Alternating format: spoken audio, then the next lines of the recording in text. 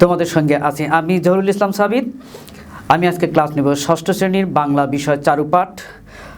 আজকে এই ক্লাস শুরুর আগে তোমাদের কাছে জানতে চাচ্ছি যে তোমাদেরকে আগের ক্লাসে যে বাড়ির কাজটি দেওয়া হয়েছিল সেটি নিশ্চয়ই করেছো, আর অপেক্ষা করতে থাকো, ক্লাস শুরু হলেই তোমরা সে বাড়ির কাজটি দেখাবে।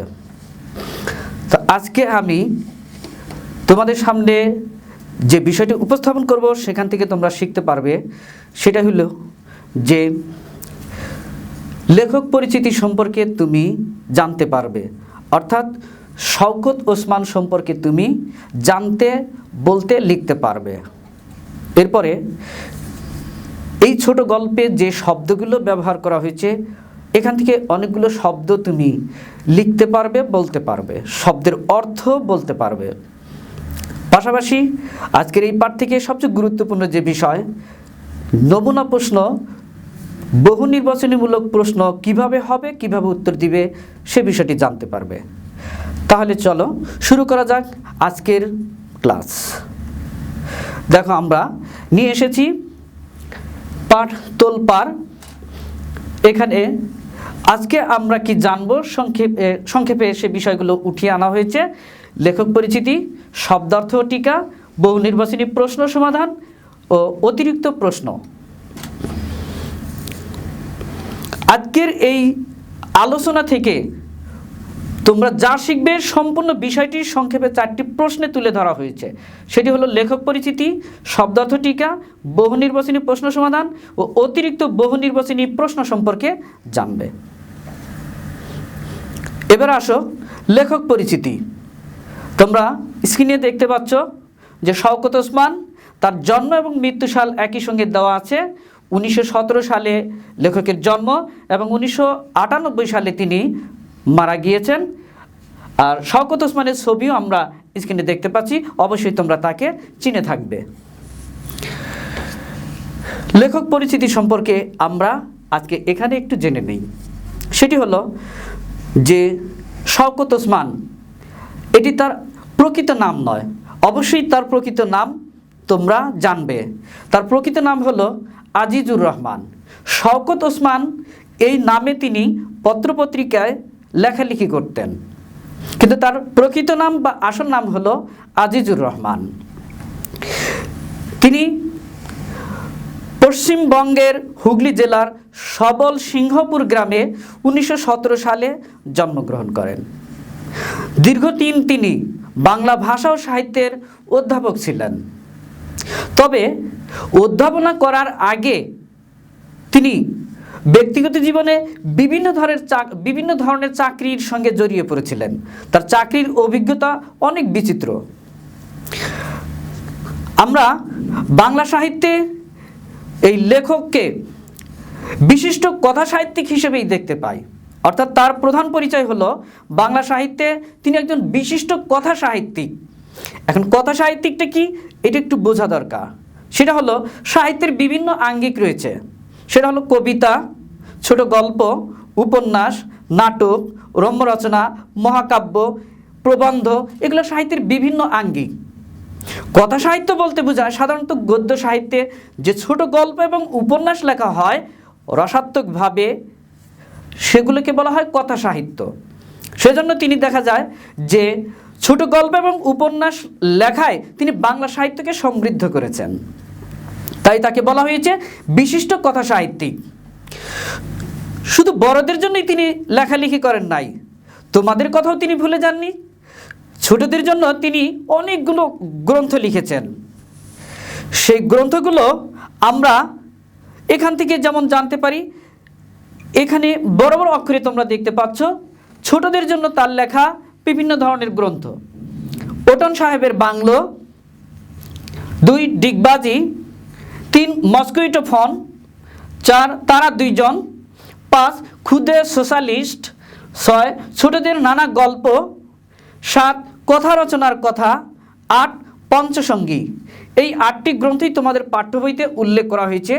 এই বইগুলো, এই গ্রন্থগুলো কার লেখা এটা অবশ্যই তোমাদেরকে মনে রাখতে হবে। এবারে আসো আমরা এই লেখকের কৃতিত্ব কি। বাংলা সাহিত্যে তিনি কথা সাহিত্য বা আমরা যে ছোট গল্প বা উপন্যাস সাহিত্য বলি, এই ছোট গল্প এবং উপন্যাস সাহিত্যে বিভিন্ন ধরনের অবদান রাখার জন্য কৃতিত্ব স্বরূপ তাকে বিভিন্ন প্রতিষ্ঠান এবং সংস্থা পুরস্কৃত করেছেন। তেমনি তার 5টি অর্জন এখানে তুলে ধরা হয়েছে। লেখকের পুরস্কার লাভ: 1 নম্বর বাংলা একাডেমি সাহিত্য পুরস্কার, বাংলাদেশের একটি গুরুত্বপূর্ণ পুরস্কার। এরপরে 2 নম্বর পুরস্কার হলো 21শে পদক, তিনি 21শে পদকও লাভ করেছেন। 3 নম্বর পুরস্কার আদমজী সাহিত্য পুরস্কার। 4 নম্বর নাসির উদ্দিন স্বর্ণ পদক এবং 5 নম্বর ফিলিপস সাহিত্য পুরস্কার। এই 5টি পুরস্কারে তিনি ভূষিত হয়েছেন। শিক্ষার্থীরা, তোমাদেরকে অবশ্যই মনে রাখতে হবে যে শওকত ওসমান কী কী পুরস্কার লাভ করেছেন। এই 5টি পুরস্কারের নাম অবশ্যই তোমাদের মনে রাখতে হবে। এবারে আসো, আমরা এই লেখকের লেখা যে ছোট গল্পটি পড়েছি, তোলপাড় নামক যে গল্পটি পড়েছি, সেই গল্পে অনেক সুন্দর সুন্দর শব্দ ব্যবহার করেছেন লেখক। তো সেখান থেকে আমরা কিছু শব্দ দেখে নিই। এখানে কিছু শব্দ উল্লেখ করা হয়েছে, দেখতে পাচ্ছ।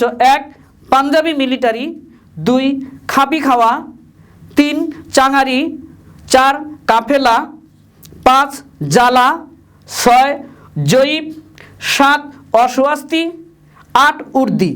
এই শব্দগুলো এই ছোট গল্পের অত্যন্ত গুরুত্বপূর্ণ শব্দ। চলো এবার এই শব্দের অর্থগুলো জেনে নেই। তোমাদের বইতে অনেকগুলো শব্দ দেওয়া আছে, এখানে গুরুত্বপূর্ণ এই 8টি শব্দ এবং তার অর্থ উল্লেখ করা হলো, দেখতে পাচ্ছ স্ক্রিনে। 1 নম্বর পাঞ্জাবি মিলিটারি বলতে কি বোঝানো হয়েছে? সেটা হলো যে পাকিস্তানের পাঞ্জাব রেজিমেন্টের সৈনিককে পাঞ্জাবি মিলিটারি বলা হয়। পাকিস্তানি অন্যান্য সৈন্যদের সাথে এরাও পূর্ব বাংলার নিরস্ত্র জনগণের উপর নির্মম হত্যাকাণ্ড চালিয়েছিল। পাকিস্তানের অন্যতম দোসর হিসেবে পরিচিত এই পাঞ্জাবি মিলিটারি। 2 নম্বর শব্দ উল্লেখ করা হয়েছে খাবি খাওয়া। খাবি খাওয়া শব্দের অর্থ কি? বিপদে পড়ে নিতান্ত নিরুপায় বোধ করা বা মরণাপন্ন হওয়া অথবা অসহায় বোধ করা, এটাকে বলা হয় খাবি খাওয়া। 3 নম্বর হলো চাঙারি। শব্দটির অর্থ হলো বাঁশের তৈরি এক ধরনের ডালা, এটাকে বলা হয় ঝুড়ি বা টুকরি। 4 নম্বর কাফেলা, সারি বেঁধে চলা পথিকের দলকে কাফেলা বলা হয়।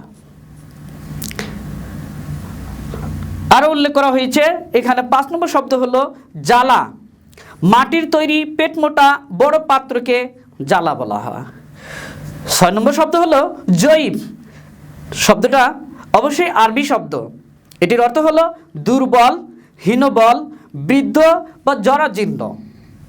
7 নম্বর শব্দ হলো অস্বস্তি। শব্দটা আঞ্চলিক উচ্চারণ লিখেছেন লেখক ছোট গল্পে। শব্দটা হলো অস্বস্তি। অস্বস্তি শব্দের অর্থ হলো অস্বস্তি বা মনের অশান্তি। 8 নম্বর উর্দি। শব্দটা খুবই গুরুত্বপূর্ণ, সৈনিকদের জন্য নির্ধারিত পোশাক। পাকিস্তানি পাঞ্জাবি মিলিটারি এবং পাকিস্তানি স্বৈরাচারী বাহিনী যে পোশাক পরেছিল সেটাকে বলা হয়েছে উর্দি। এবারে আসো, আমরা স্ক্রিনে নিয়ে এসেছি নমুনা প্রশ্ন, বহু নির্বাচনী প্রশ্ন সমাধান। তোমাদের পাঠ্য বইতে নমুনা প্রশ্ন হিসেবে বহু নির্বাচনীমূলক প্রশ্নটা কিভাবে আসবে তার কিছু প্রশ্ন দেওয়া আছে, সেই প্রশ্নগুলো আমরা এখানে সলিউশন দিচ্ছি। বহু নির্বাচনী প্রশ্ন হিসেবে এখানে 1 নম্বর প্রশ্ন করা হয়েছে যে তোলপাড় গল্পে ফর্সা চেহারা কার? অপশন হিসেবে দেওয়া আছে ক প্রৌঢ় নারীর, খ সদ্য বিধবার, গ সাবুর, ঘ জৈতুন বিবির। নিশ্চয়ই সঠিক উত্তর তোমরা বুঝতে পেরেছ। সঠিক উত্তর হলো ক প্রৌঢ় নারীর। আমরা গল্পের মধ্যে দেখতে পেয়েছি যে যখন ঢাকা শহর থেকে পালিয়ে আসছিল তখন একজন প্রৌঢ় নারীর কথা সেখানে গল্পের একটা বিস্তীর্ণ অংশ জুড়ে বর্ণনা করা হয়েছে। সাবুর সঙ্গে তার কথোপকথন হয় এবং সেখানে সাহায্য সহযোগিতার কথা উঠে এসেছে। 2 নম্বর প্রশ্ন হলো সাবুর বড় লজ্জা লাগে কেন?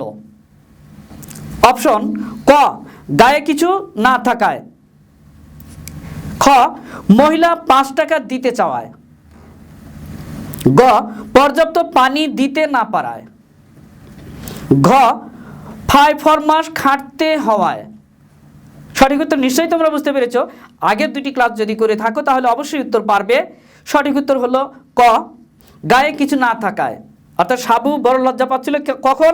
আমরা গল্পের মধ্যে দেখেছি যে ওই যে প্রৌঢ় নারীর সঙ্গে যখন সাবুর দেখা হলো গল্পের একটা পর্যায়ে, তখন সাবুর গায়ে কিছু ছিল না, একদম জরাজীর্ণ পোশাক, জীর্ণ একটা প্যান্ট ছিল পরনে, নাঙ্গা গা। তখন ওই প্রৌঢ় নারীকে দেখতেছিল সে অনেক সুন্দর, সম্ভ্রান্ত পরিবারের একজন মেয়ে, গায়ে সুন্দর পোশাক ছিল। তার সামনে নিজেকে গায়ে কাপড় চোপড় না থাকায়, গায়ে কিছু না থাকায় এক ধরনের লজ্জা অনুভব করেছিল। সেই কথাটা দিয়ে এখানে নৈর্ব্যক্তিক প্রশ্ন হয়েছে। প্রিয় শিক্ষার্থীরা, এবারে আসো একটু ভিন্ন রকমের নমুনা প্রশ্ন। সেটি হলো, এখানে বলা হচ্ছে যে উদ্দীপকটি পড়ে নিচের প্রশ্নগুলোর উত্তর দাও। সে উদ্দীপকটা কি আমরা একবার পড়ে নিই। গায়ের জমিদার শ্রমিকদের দিয়ে তার পুকুর পরিষ্কার করিয়েছিল। শ্রমিকরা পারিশ্রমিক চাইতে এলে জমিদার তাদের পেটানো শুরু করলো। এই দৃশ্য দেখে গায়ের সাহসী মেয়ে তাহমিনা ক্রোধে ফেটে পড়ে। এটা হলো একটা উদ্দীপক। এখন এই উদ্দীপকের আলোকে আরও দুইটি প্রশ্ন করা হয়েছে। শিক্ষার্থীদের জন্য উল্লেখযোগ্য যে তোমাদেরকে যে সৃজনশীল পদ্ধতি নিয়ে যে আলোচনা করা হয়েছে, যে 4 ধরনের কাঠামোবদ্ধ প্রশ্ন থাকে সৃজনশীলের ক্ষেত্রে, সেটা হলো 1 নম্বর হলো জ্ঞান দক্ষতা মূলক প্রশ্ন ক, খ হলো অনুধাবন দক্ষতা, 3 প্রয়োগ দক্ষতা, 4 উচ্চতর দক্ষতা। ঠিক এই যে বহু নির্বাচনী প্রশ্নের কথা বলা হয়েছে, এটাও হলো দক্ষতা ভিত্তিক বহু নির্বাচনী প্রশ্ন। সেজন্য এই প্রশ্নের মধ্যে যেমন জ্ঞানমূলক অর্থাৎ জ্ঞান দক্ষতামূলক প্রশ্ন থাকবে, তেমনি অনুধাবন দক্ষতামূলক প্রশ্ন থাকবে, তেমনি থাকবে প্রয়োগ দক্ষতামূলক প্রশ্ন তোমাদেরকে করা হবে। সবশেষে উচ্চতর দক্ষতা ভিত্তিক নমুনা বহু নির্বাচনী প্রশ্নও সেখানে থাকবে। এটা প্রশ্ন যখন পড়বে তখনই বুঝতে পারবে। এর আগে আমরা যেটা জানলাম সেটা হলো জ্ঞান দক্ষতামূলক নৈর্ব্যক্তিক প্রশ্ন, বহু নির্বাচনীমূলক প্রশ্ন। অর্থাৎ যে প্রশ্নটি করা হয় সেটা তোমার মস্তিষ্কে, তোমার মনের ভিতরে সে উত্তরটা জানা থাকবে তথ্য আকারে। সেই প্রশ্নের ধরনগুলো আমরা আগে জানতে পারলাম। এবারের প্রশ্ন বলা হচ্ছে উদ্দীপকের আলোকে প্রশ্নের উত্তর দাও। এখানে আমরা একটা উদ্দীপক পড়েছি, সেই উদ্দীপকের আলোকে এখানে প্রশ্ন করা হয়েছে এবং তুমি এই উদ্দীপকটা ভালো করে পড়ে বুঝতে পারলে, অনুধাবন করতে পারলেই এই প্রশ্নগুলোর উত্তর তুমি সহজেই দেখতে পারবে। এটাকে বলা হয়েছে দক্ষতা ভিত্তিক বহু নির্বাচনীমূলক প্রশ্ন। তাহলে এবার আসো, আমরা যে উদ্দীপকটা পড়েছিলাম সেই উদ্দীপকের আলোকে দেখো 3 এবং 4 নম্বর প্রশ্ন কি করা হয়েছে। 3 নম্বর প্রশ্ন বলা হয়েছে, দেখতে পাচ্ছ যে উদ্দীপকের তাহমিনার সঙ্গে তোলপাড় গল্পের কাকে তুলনা করা যায়। এবার অপশন হলো ক শওকত ওসমানকে, খ জৈতুন বিবিকে, গ মিসেস রহমানকে, ঘ সাবুকে। অবশ্যই তোমরা উত্তরটি বুঝতে পারছো যে এই গল্পে তাহমিনার ক্রোধে ফেটে পড়া আর তোলপাড় গল্পের সাবু সেখানে উত্তেজিত হয়েছিল, ক্রোধে ফেটে পড়েছিল, তার ভিতরে তোলপাড় হয়েছিল, এদিক থেকে মিল আছে। সুতরাং উত্তরটা তোমরা অবশ্যই পেরেছো। সেটা হলো 3 নম্বরের সঠিক উত্তর হলো ঘ সাবুকে। সাবুকে এই তাহমিনার সঙ্গে তুলনা করা যায়। 4 নম্বর প্রশ্ন দেখো, এটি আবার ভিন্ন ধরনের প্রশ্ন। তোমাদেরকে বহুপদী সমাপ্তি সূচক প্রশ্ন বা অভিন্ন তথ্যভিত্তিক প্রশ্ন হিসেবে একটি ধারণা দেওয়া হয় যে একটা প্রশ্নের ভিতরে সমান উত্তরবাচক আরও কিছু অপশন থাকবে। সেই অপশনগুলোকে রোমান সংখ্যায় 1, 2, 3 দিয়ে অপশনগুলো তুলে ধরা হবে এবং ওর মধ্যে থেকে কোনটা সঠিক সেটা তুমি বের করতে পারবে। সেখান থেকে একটা উত্তর হতে পারে, 2টা উত্তর হতে পারে, অথবা 3টা উত্তরই হতে পারে। আমরা এটা এবার দেখে নেই। 4 নম্বরে প্রশ্ন করা হয়েছে, উদ্দীপকের জমিদার ও তোলপাড় গল্পের পাঞ্জাবি মিলিটারিদের অত্যাচারে প্রকাশ পেয়েছে 1 ক্ষমতার দাপট, 2 জুলুমের দাপট, 3 অন্যায়ের দাপট। নিচের কোনটি সঠিক? অপশন ক 1 ও 2, খ 1 ও 3, গ 2 ও 3, ঘ 1, 2 ও 3। সঠিক উত্তর নিশ্চয়ই বুঝতে পারছো, এখানে অপশনের 3টি বিষয় উঠে এসেছে। সুতরাং সঠিক উত্তর ঘ 1, 2 ও 3। শিক্ষার্থীরা, এই যে নমুনা প্রশ্ন, বহু নির্বাচনীমূলক প্রশ্ন দেখতে পেলে, এবারে আমরা পাঠ্য বইয়ের আলোকে আরও কোন ধরনের প্রশ্ন হতে পারে এই বহু নির্বাচনীমূলক প্রশ্ন, সেরকম আরও কিছু প্রশ্ন এবং উত্তর আমরা এখানে দেখিয়ে দিচ্ছি। দেখতে পাচ্ছ, 1 নম্বর, সাবুর মায়ের নাম কি? উত্তর জৈতুন বিবি।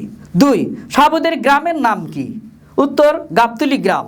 3, গল্পে বর্ণিত প্রৌঢ়া নারীর নাম কি? সঠিক উত্তর মিসেস রহমান। 4, প্রৌঢ়া নারী কত টাকার নোট সাবুর হাতে দিয়েছিলেন? উত্তর 5 টাকার নোট। 5, গল্পে বর্ণিত বৃদ্ধের বয়স কত? উত্তর 70 বছর। আরও 5টি প্রশ্ন এখানে আছে, দেখো। 6 নম্বর প্রশ্ন হলো, পাঞ্জাবি মিলিটারিরা বুড়োর কয় ছেলেকে হত্যা করে? উত্তর 3 ছেলেকে। 7, শওকত ওসমানের প্রকৃত নাম কি? উত্তর আজিজুর রহমান। 8 নম্বর প্রশ্ন, ওটন সাহেবের বাংলো গ্রন্থটি কার লেখা? বলাই বাহুল্য, তোমরা একটু আগেই জেনেছ, শওকত ওসমানের লেখা। 9 নম্বর প্রশ্ন, শওকত ওসমানের জন্ম কোন গ্রামে? উত্তর সবল সিংহপুর গ্রামে। 10 নম্বর প্রশ্ন, উর্দি শব্দের অর্থ কি? উত্তর সৈনিকদের জন্য নির্ধারিত পোশাক। প্রিয় শিক্ষার্থীরা, এখানে আমি 10টি বহু নির্বাচনীমূলক প্রশ্ন আর অপশন ছাড়া সঠিক উত্তরটা তোমাদের কাছে তুলে ধরলাম। এই প্রশ্নগুলো দিয়ে তোমাদেরকে যে পাঠ্য বইয়ের নমুনা বহু নির্বাচনীমূলক প্রশ্ন দেওয়া হয়েছে, ঠিক সেভাবে এই প্রশ্নগুলো দিয়েও সেরকম বহু নির্বাচনীমূলক প্রশ্নও তৈরি করা যেতে পারে। কারণ তোমাদের পরীক্ষা যখন অংশগ্রহণ করতে হবে, তখন এখান থেকেও প্রশ্ন আসতে পারে। সেজন্য সেই প্রশ্ন, অতিরিক্ত 10টি প্রশ্ন তোমাদের সামনে তুলে ধরলাম। আশা করি এগুলো তোমাদের মনে থাকবে। প্রিয় শিক্ষার্থীরা, আমরা আজকে এতক্ষণ যে আলোচনা করলাম, আজকের এই আলোচনায় সামারি মূল বক্তব্যটা হলো, সেটা হলো যে আমরা এখানে লেখক সম্পর্কে জানতে পারলাম। তোমরা লেখক সম্পর্কে বলতে পারবে, শব্দার্থ বলতেও লিখতে পারবে, বহু নির্বাচনীমূলক প্রশ্নের উত্তর দিতে পারবে। এই বিষয়গুলো আজকের এই আলোচনায় ফুটে উঠেছে। সুপ্রিয় শিক্ষার্থীরা, আলোচনার শেষ পর্যায়ে এসে আমি তোমাদেরকে বাড়ির কাজ দিচ্ছি। আজকের আলোচনার আলোকে তোমাদের বাড়ির কাজ হলো, শওকত ওসমান সম্পর্কে তুমি কি জানো লেখো। অবশ্যই এই বাড়ির কাজটি তোমরা বাসায় করবে এবং যখন ক্লাস শুরু হবে তখন এই বাড়ির কাজটি অবশ্যই তোমার বিষয়ভিত্তিক শিক্ষককে দেখাবে। ধন্যবাদ, সবাই ভালো থেকো, আল্লাহ হাফেজ।